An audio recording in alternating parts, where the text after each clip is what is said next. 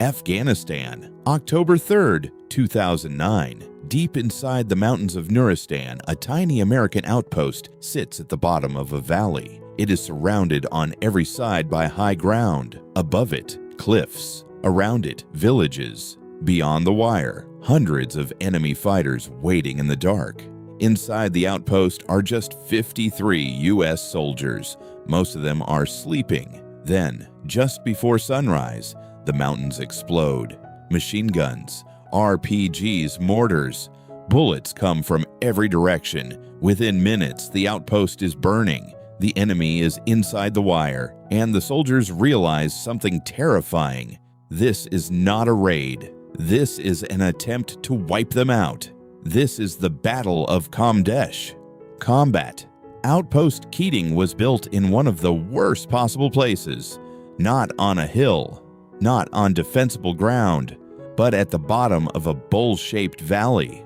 The mountains around it gave the enemy a perfect view of everything inside. The Taliban could look down into the base. They knew where the barracks were. They knew where the mortar pit was. They knew where the vehicles were parked. And they knew the Americans were isolated. By 2009, the soldiers at Keating already knew the truth. This outpost was almost impossible to defend. It was so dangerous that the army had already planned to close it. But before the soldiers could leave, the Taliban came first.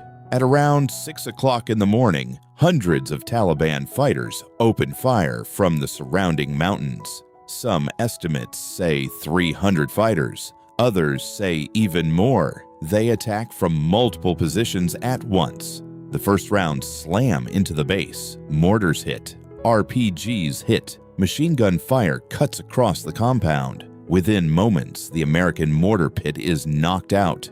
That means one of their most important weapons is gone almost immediately.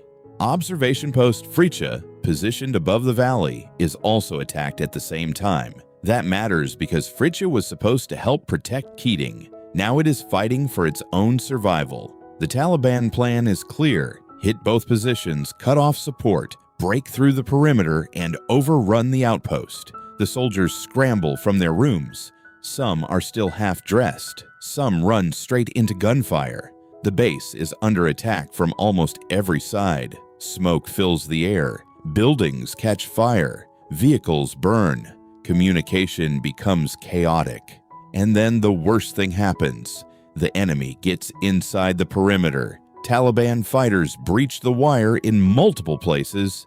They move into parts of the outpost. For the Americans, this is no longer just defending a base. Now they are fighting room to room, corner to corner, building to building. The outpost is being partially overrun. Staff Sergeant Clinton Ramesha is wounded by shrapnel early in the fight.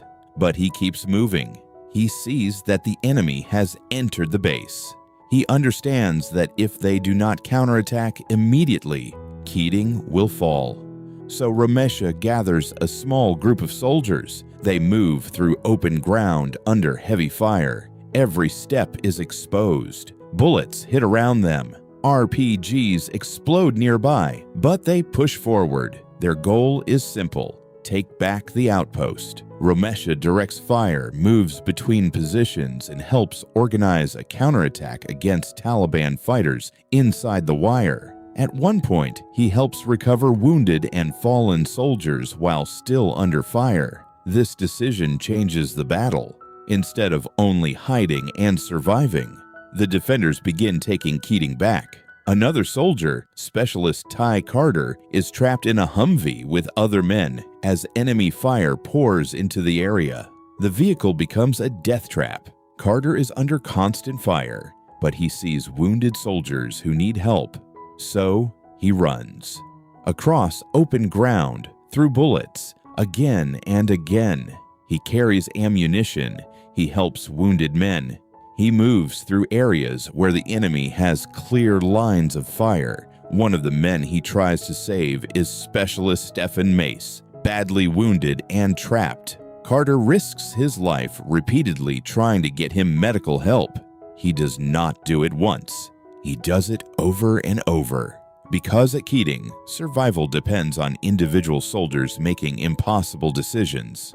For hours, the battle continues. The soldiers are outnumbered. The enemy is above them. Parts of the base are on fire. The Taliban believe the outpost is about to collapse, but the Americans keep fighting. They use rifles, machine guns, grenades, whatever still works. Eventually, air support arrives. Helicopters and aircraft begin striking enemy positions in the mountains and inside the outpost. The pressure slowly turns. The Taliban fighters who had entered the base are killed or pushed back. The defenders regain control of key areas, but the cost is terrible. 8 American soldiers are killed. More than 20 are wounded. The base is badly damaged, and many of the men who survived will never forget what happened there. The Battle of Kamdesh lasts around 12 hours. By the end, combat outpost Keating is still in American hands, but everyone understands the same thing.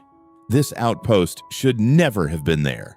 Days later, the U.S. military abandons Keating because the soldiers had already proven what the terrain had made obvious from the beginning. You cannot safely defend the bottom of a valley when the enemy owns the mountains. Later, Staff Sergeant Clinton Ramesha and Specialist Ty Carter both received the Medal of Honor for their actions during the battle. But for the men who fought there, Kamdesh is not just a story about medals. It is a story about being surrounded, about being abandoned by geography, about soldiers making life-or-death decisions in seconds, and about 53 men who were expected to hold an impossible position against hundreds coming down from the mountains.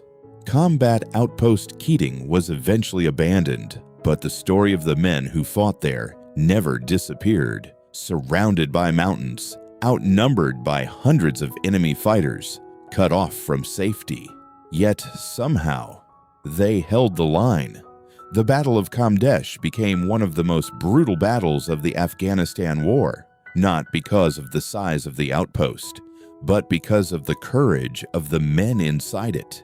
And even today, the Valley of Kamdesh remains a reminder of what soldiers can endure when there is nowhere left to retreat. This was the story of the Outpost. If you enjoyed this video, don't forget to like, subscribe, and share the channel for more true stories of war, survival, and history. And tell us in the comments, which battle should we cover next? Because history is not just written by victories. Sometimes it's written by the people who refuse to give up.